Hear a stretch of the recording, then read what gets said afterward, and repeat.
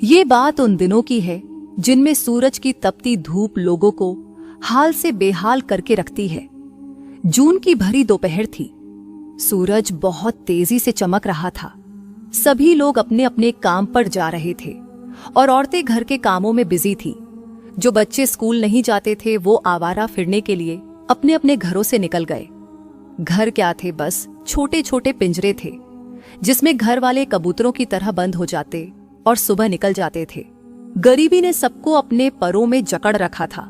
संगीता भी अपनी 3 जवान बेटियों के साथ यहीं रहती थी। संगीता के 2 बेटे भी थे जो अभी छोटे थे। संगीता के पति का देहांत हो गया था। संगीता और उसकी बेटी आरती एक कारखाने में काम करती थी। जैसे तैसे करके 2 रोटियां इज्जत से खा रहे थे। संगीता को बेटियों की शादी की बहुत चिंता थी। बेटे छोटे थे पर स्कूल नहीं जाते थे, बस इधर उधर सुबह से शाम तक आवारा घूमते रहते थे। आरती बहुत खूबसूरत थी, जिसकी उम्र अब भी 18 साल थी। काम से आने के बाद सब अपने अपने घर से बाहर बैठ जाते। सामने घर में से शुभम नाम का लड़का आरती को बहुत प्यार से देखता रहता था। जब आरती की बहन ये देखती तो वो आरती को इशारा करती और कहती, देख आरती, शुभम कितने प्यार से देख रहा है। ये तो तेरा पक्का आशिक है, एक नजर तू भी इसको प्यार से देख ले। तू तो बहुत कठोर दिल है।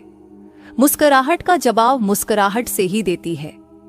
मुझे कोई इतनी प्यार से देखे मैं तो उस पर जान वार दूं और जिंदगी भर उसी के साथ रहूं। इतना कुछ कहने के बाद भी आरती उसकी तरफ बिल्कुल ना देखती और अपने काम से काम रखती। लेकिन शुभम भी अपनी धुन का पक्का था और वो अब रोज ऐसा ही करता था। कहते हैं कि प्यार के जादू से आज तक कौन बच सका है।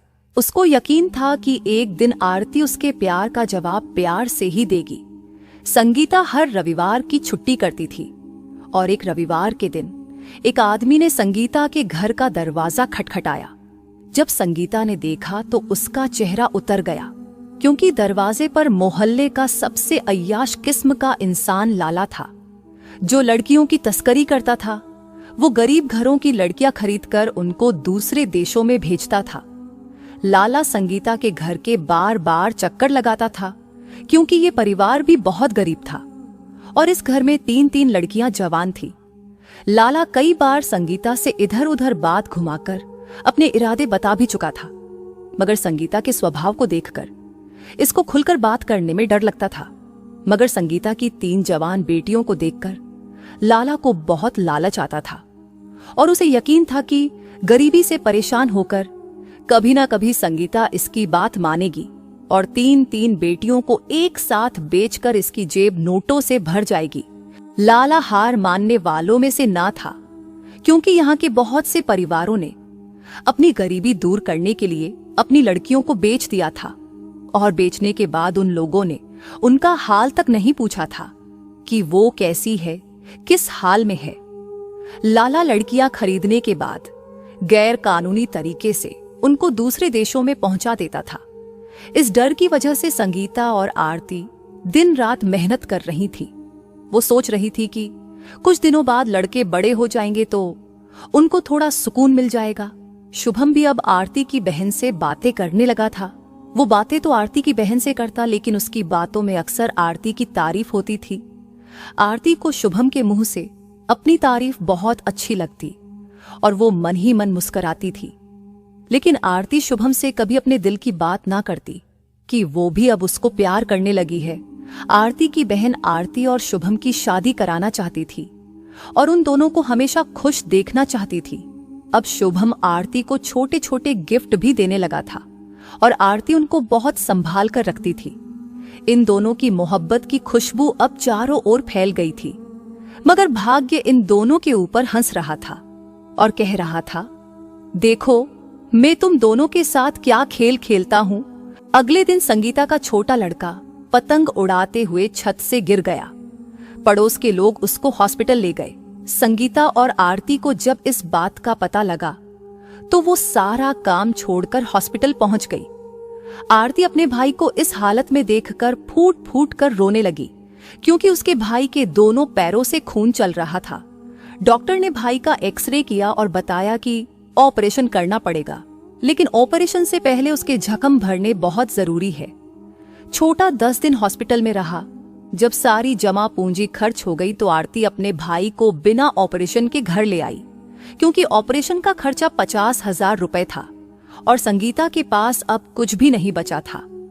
लेकिन आरती से अपने भाई का दर्द नहीं देखा जा रहा था, इसलिए वो जिस कारखाने में काम करती थी उसके मैनेजर से पैसे की बात की, लेकिन उसने पैसे देने से साफ इनकार कर दिया।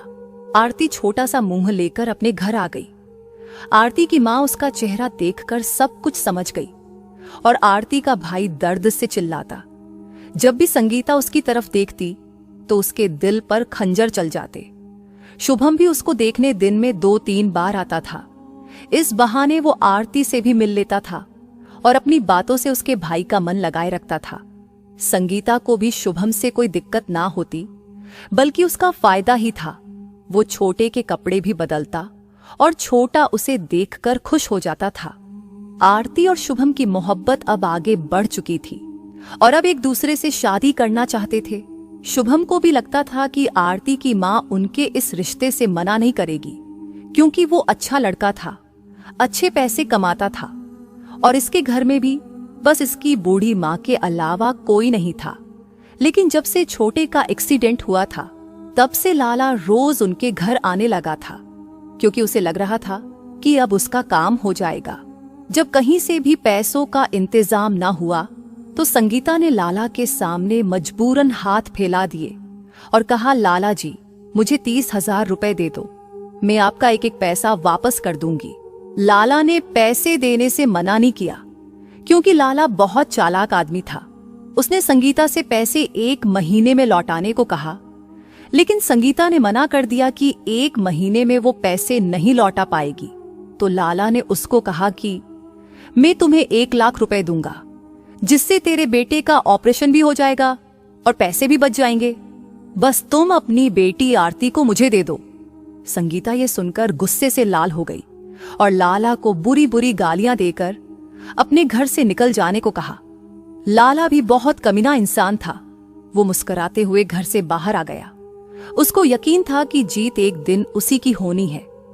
माँ बेटी ने सबसे कर्जा मांगा, लेकिन किसी ने हामी न भरी। अब छोटे की हालत बहुत खराब हो गई थी। वो सारा दिन दर्द से परेशान रहता। संगीता उसको देखकर खून के आंसू रोती थी। शुभम बाहर अपने काम पर गया हुआ था। अब मजबूर होकर आरती और उसकी माँ ने फैसला किया कि जैसा लाला बोल रहा है ऐसा ही कर लेते हैं। भाई का ऑपरेशन भी हो जाएगा और बाकी के पैसों से घर के बाहर एक दुकान खोल लेना। यहाँ बेटियों को बेचना आम बात हो गई है। अगले दिन आरती जाकर लाला को बुला लाई। संगीता ने लाला से आधे पैसे ले लिए और आधे पैसे आरती को साथ लेकर जाएगा, तब देना तय हो गया। संगीता के पैसे हाथ में लेते ही दिल टूट गया, लेकिन छोटे की तरफ देखा तो आंखें आंसुओं से भर आई। संगीता तुरंत डॉक्टर से ऑपरेशन का टाइम ले आई और अगले दिन छोटे को हॉस्पिटल में ले गए। इलाज शुरू किया। आरती ने अपनी मां से कहा कि लाला से और पैसे ले लो, लेकिन लाला एक नंबर का कमीना व्यक्ति था। उसने कहा, लड़की दो और पूरा पैसा अब भी ले लो। ये सुनकर संगीता चुप हो गई और आरती बोली, कल दोपहर को आकर ले जाना। खैर, आरती की जमानत पर लाला ने तुरंत पैसे दे दिए और आरती और उसकी मां हॉस्पिटल चली गई। अगला दिन हुआ बाकी सभी के लिए वो सिर्फ एक दिन था, लेकिन संगीता के परिवार के लिए वो कयामत का दिन था। चंद रुपयों के लिए उसकी घर की इज्जत नीलाम हो गई थी। लाला जैसे ही संगीता के घर पहुंचा तो संगीता उसको देखकर सोचने लगी कि अब वक्त आ गया है बेटी की जुदाई का। आरती ने अपनी दोनों बहनों को हॉस्पिटल भेज दिया था और बोली कि माँ और मैं खाना लेकर थोड़ी देर में आ जाएंगे। और फिर आरती ने माँ को खाना दिया और हॉस्पिटल जाने को बोल दिया और खुद लाला के साथ टैक्सी में बैठकर रोती हुई चली गई। लाला ने आरती को 2 रात अपने पास रखकर दूसरे को बेच दिया। इसी तरह आरती 5 जगह बिक चुकी थी और लास्ट में वो पेट से थी। आरती को भी नहीं पता था कि वो किसका बच्चा है। जिसने आरती को सबसे लास्ट में खरीदा था उसको आरती ने सारी बात बताई। खैर, भगवान बेहतर जाने उसके दिल में रहम कैसे आया। वो आरती की मजबूरी को समझ गया और फिर उसने आरती को डॉक्टर को दिखाया, उसका चेकअप कराया। फिर कुछ दिन बाद आरती ने एक नन्ही सी बेटी को जन्म दिया।